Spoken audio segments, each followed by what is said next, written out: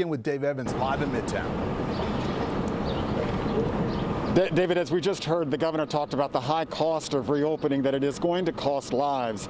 As we've heard in the last day or so, the CDC has increased its estimate as to the number of Americans who could possibly die from this virus. Roughly, they say it could be double over the next couple of weeks. He also talked about other states that are reopening much more quickly than New York. He said there is a trade-off with lives lost.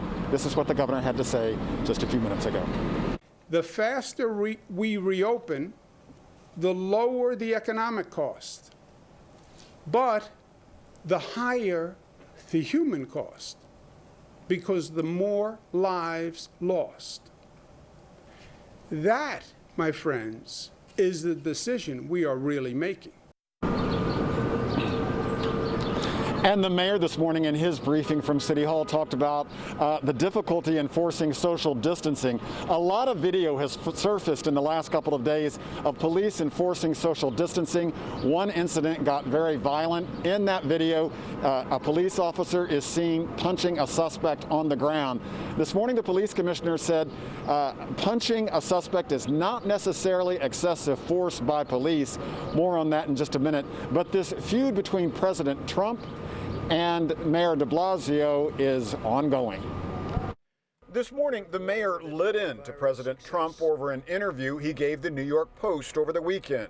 In today's Post, Trump says he will not bail out New York City and other cities and states hit hard by the virus. Every day, President Trump resembles more and more Herbert Hoover, the president who ignored the Great Depression, who didn't care to put America back on its feet, who has been now remembered in history as someone who failed at the most basic responsibility, which is to protect the people he serves. The mayor says when the president claims he won't help New York City, that actually affects police, fire, teachers, and healthcare workers on the front line in city hospitals. What kind of human being sees the suffering here and decides that people in New York City don't deserve help? What kind of person does that?